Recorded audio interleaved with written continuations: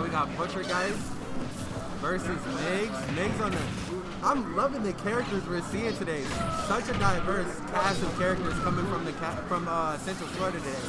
We have Pac-Man against Pikachu. I almost said Pokemon. It might as well be Pokemon. It is a Pokemon, so you're not wrong. So you got it. Yeah, so we have Pac-Man. Now we got Pac-Man more of a zoner. Pikachu more of an in-your-face scrapper. Oh my gosh, but him trying to approach with that face, the bell was sitting there waiting for the face, and Pac-Man took the face out of the blast zone with that ghost. Scary sight to see. 15, 20, 30% on the Pikachu already, and only 60% on the Pac-Man.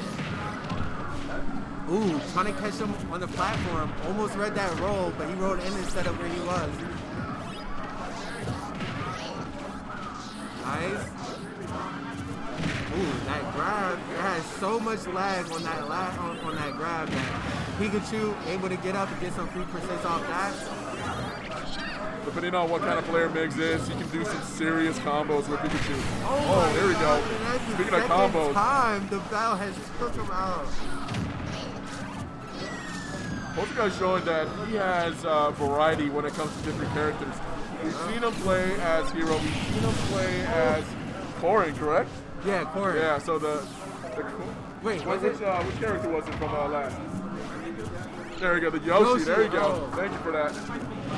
Oh. So, wild. Here we go. Poltergust shutting me down, letting me know that, hey, listen, that's not the character I play. This is the character I play. And he even switched to the Hero to show that he knew how to play the character he was playing against. Exactly. And he said he just played Hero such an extended amount of time online. So I wonder if the Pac-Man is more of an online choice that he was comfortable with and he's playing, bringing it to offline, or if it's something that he's played offline and he just knows something he's more comfortable with. But either way, we're seeing that he's comfortable enough in this matchup for sure. Oh, there you go, Migz. And he still has the strawberry fruit. He needs to try to look for a conversion. Oh. There you go. Nice. That was huge. Oh, misses the back here. Could get punished here. Well played by the Pikachu using the strawberry against the Pac-Man, but him still able to find a way back. So many recovery tools from the Pac-Man. So we're starting that grab, oh my god. So we're starting to see, oh my god, that key barely freaking hit, but messes up on the recovery. That up B slightly short, but the amount of pressure that the Pac-Man was putting out, especially with the projectiles, making sure the Pikachu knew that if he was thinking about getting back on stage, he was going to have some tools waiting for him. That being the key, the bell. With the bell securing the stock 2 out of 3 times in that last match, you gotta ask, is Migz going to prepare himself to approach in a different way around that bell? Maybe adding some more pressure early on in the stock so he doesn't get a chance to charge up that bell, or when that bell is charged up, seeing how you play around it. But the Palutena coming out to maybe deal with the projectiles a bit more with that reflect. So Palutena switch up here. Original character he was playing, changing it up. Let's see if he's going to play even better with the Palutena here. Let's see who's going to be better than the Pikachu for sure, but so far it's not looking too bright in the beginning of the match here for him. And Poltergust doing a really good job with follow-ups from his projectiles, or even the fire hydrant as well. I've already seen him do a decent amount of conversions with the fire hydrant. Yeah. And what you love to see too is when those projectiles come out, not only does it make a conversion after the initial hit, but it also makes the other character aware that projectiles are an option, and it almost makes them play in a different way. Kind of conditioning them with the projectiles to make them move how you want to, and then be able to find confirms after that. Oh, he went so deep for that back air too. That was a nice chase and just floating out there. A decent amount of people like to say that when it comes to Palutena, she's the gimmick killer in a way. So look at this. Huge damage already, 36% going super deep in. That's scary too, because if Poltergust makes contact with that side B to Migz is going to be flying off the stage for sure. And just throwing that bell out as like a mix-up option, getting back on stage. There we go. Oh my! Cherry not stopping Migz there.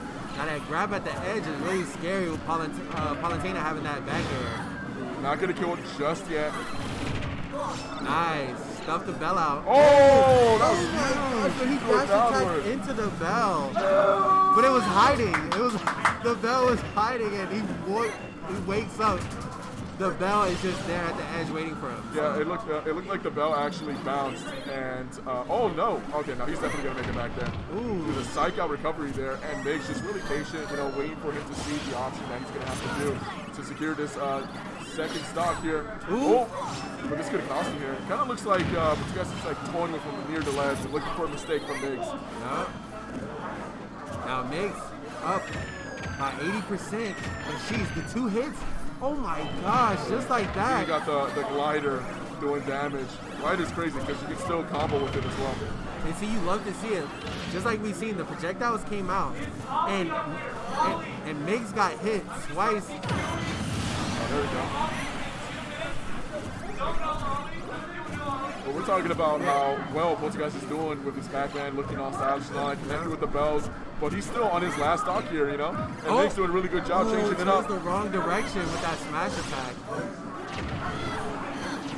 But there is some type of conditioning coming out of the Pac-Man, Poltergeist trying to get Migz used to these projectiles so then he can have more options on the mix-up on how he approaches. The fact that that up B disappears when you use it, and I found it so funny how the Hydra went right through the recovery from Migz. So if that wasn't the case, he would have got hit by the Hydra. Yeah. There we go, recovery options here. What's gonna happen? Yo, such creative recovery options coming out from Poltergeist, and that's how Pac-Man is built. He has so many ways to get back onto the stage that if you're creative enough, you can almost find a way to get back on stage no matter what. Oh, gets the guy there. Not gonna kill just yet. Interesting choice with the down throw. There you go, trying to get the ring with the forward smash. Oh, and that's gonna kill for sure. Nice back throw. The Poltergeist with 71%, and Migz needs to see if he can close it out. No way, he wanted it so badly. Off that platform. Definitely looking for a highlight reel for Pac-Man there, but doesn't get the execution. Now we got Rage on this Pac-Man. He might have a harder time getting those projectile chains off. Heat coming out. Oh, there we go. And he secures it, and it's going to be 1-1 in this set so far. Well played by the switch up. The switch from the Pikachu to the Palutena, give him a little bit more room to make some decisions.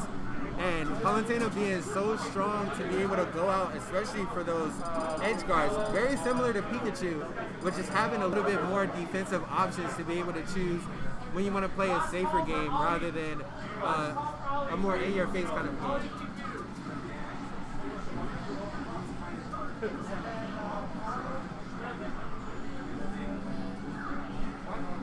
All right, now Poltergeist, we've seen 3 characters from him so far, so let's see if he goes back to his main and the Yoshi, or if he sticks to his Pac-Man, or maybe if he goes to the hero that he's comfortable with online. So when it comes to Migz on the Palutena, let's see if he sticks to the Palutena that has secured him the game last game, which it looks like he's going straight back to it. Poltergeist still being a little more debatable. Goes to the dark pit. This man has a bag. This man has a bag has a whole characters. arsenal of characters. Bro, this man, he's legit the one. You go over his house for some friendlies, and he's the one picking random. And you're like, wait, I'm here to learn. What are you here for? Exactly. He's like, I'm doing the same thing. If you didn't know, there was actually a decent amount of events hosted online when it comes to like character selections. It was actually random. So they did that a decent amount of time in the beginning of COVID. I remember that because I watched a few matches, and that was pretty interesting. And looking to see like who was going to be the champion of taking the role random when it comes to character select.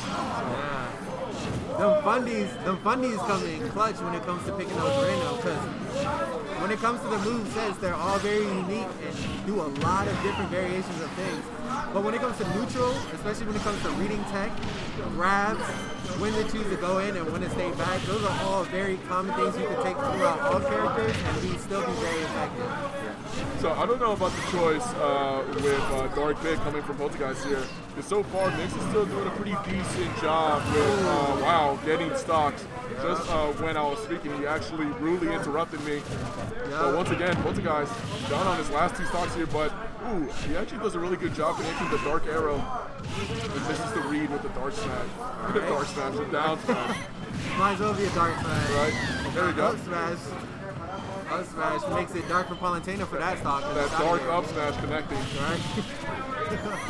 There you go. But Poltergust actually might prove me wrong here with the different character select. But wow, that up tilt connect right on top of the nair as well. That was pretty intense. And the roll in, nice read to reposition. Oh, this is a position right here, yeah. So with the arrow, that's going to change up Migz's recovery option. And if Poltergust was fast enough, or if he got the 2-frame connect, he would have done a great job getting another stock off. Oh, Lucha air chain into that forward air.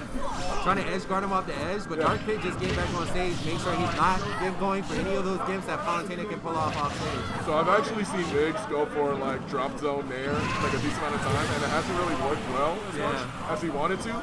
But once again, Poltergust in the lead here, 2 stocks, and then Migz on his last one. But here we go. Poltergust looking like, making Dark Pit looking like a combo character, dude, honestly. With the jabs, good damage. Here we go. Arrow select, I like to say. But he's keeping him at bay. Finally landing on center stage here. Migz needs to try to come back from this. Ooh, caught him with that last hit of that nair into the grab. This is that. Trying to read him approaching right after that, but Poltergust being very patient, as he has been. There's real no reason for him to be hyper aggressive here, especially approaching that smash attack that way. He's just playing very safe. Oh wow, he got that side B. That's nice huge. Fall down into that side B. That was nice. That's a game changer here, but Migz needs to land safely. And now he needs some damage here, but doesn't matter. Oh, lives! Oh! He gets back up neutral, and Dark Pit being patient hits that spot dodge just to be safe. Following that up with the smash attack. Poltergust with the how many characters can you play? Poltergust? Poltergust. Yo, listen, if we ever say like names wrong or anything like that, like don't be afraid, like point me out, because I figured it was Gust. So I was like, man, I was gonna say Poltergust. Before Pandemic had 4. Then I had like a lot of online practice.